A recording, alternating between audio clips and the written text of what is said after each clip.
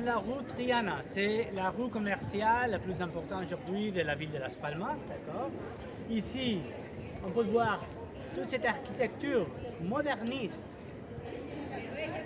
du début du XXe siècle, d'accord? Quand on a eu les booms économiques motivés par la création du port de Las Palmas. Le port de Las Palmas se trouve parmi les plus importants du pays, les quatrièmes, les cinquièmes plus importants aujourd'hui. D'accord. Et il faut visiter cette quartier de Triana, aujourd'hui centre commercial de la ville, c'était les quartiers pauvres. Donc, quand les Espagnols sont arrivés ici, au fin du XVe siècle, c'était les quartiers pauvres. Mais après, avec cette boom économique du XIXe siècle, tout a changé.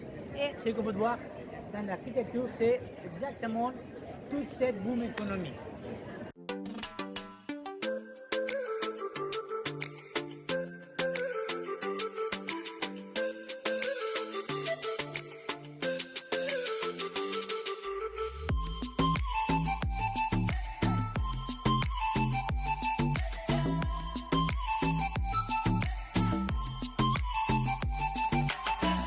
Nous sommes en 1478.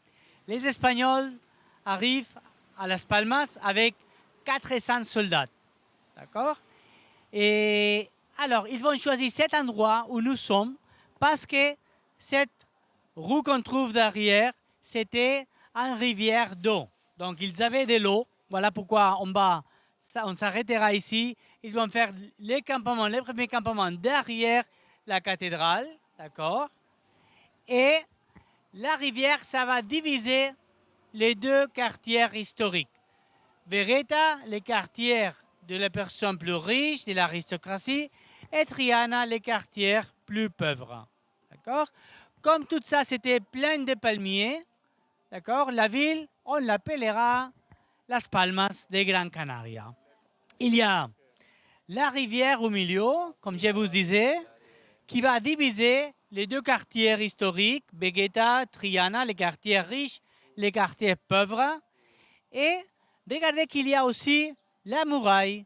Il y a une muraille de ce côté, une muraille de l'autre côté, parce que, rappelez-vous, une fois l'Amérique soit découverte, les îles Canaries deviendront un endroit stratégique très important pour lequel les îles seront attaquées par les pirates, par les corsaires, etc. Voilà pourquoi a été une ville muraillée jusqu'au XIXe siècle, quand après la ville a grandi, les murailles ils ont disparu jusqu'à aujourd'hui.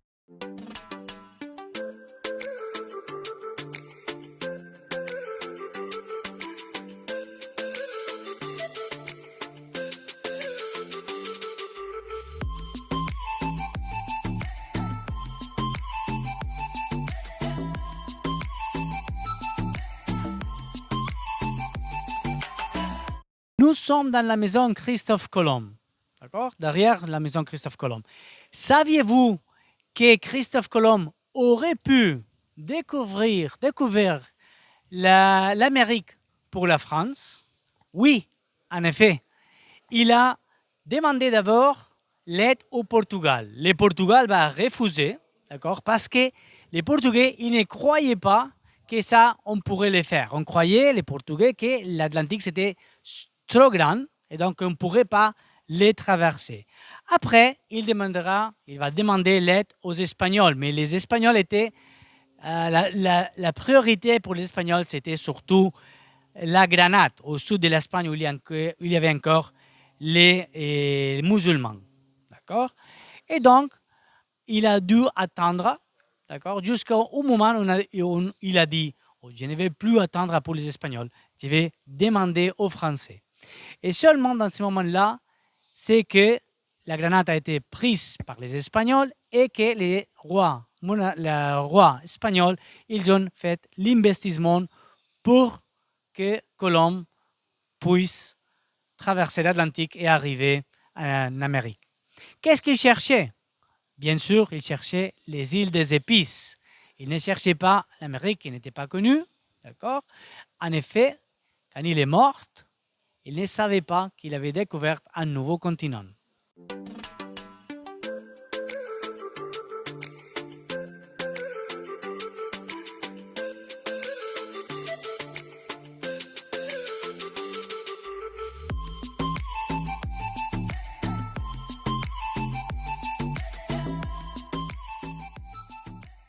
Nous sommes à la place Santa Ana, la place plus importante de la ville de Las Palmas, d'accord?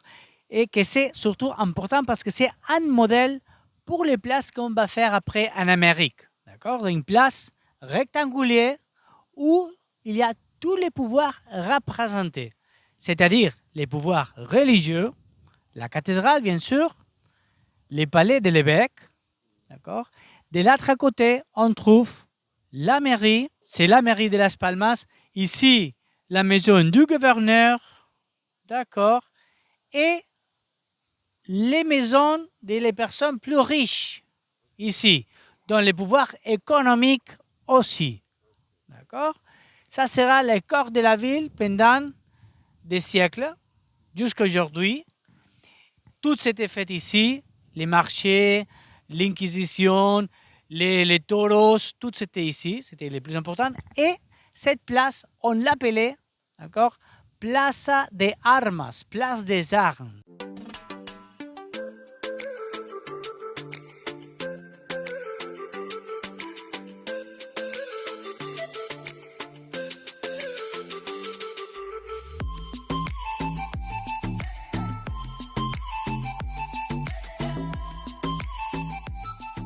Aujourd'hui, nous sommes à la ville de Las Palmas. Je suis avec la mission sénégalaise et on a visité les quartiers historiques de la ville. D'accord, une ville, on a visité par exemple là, la maison Christophe Colomb, un petit musée aujourd'hui, l'église où il a prié, la maison où il a dormi et même cette place que vous voyez ici, la place Santa Ana, la place plus importante, qui sera un modèle pour les nouvelles places qu'on va faire en Amérique aussi.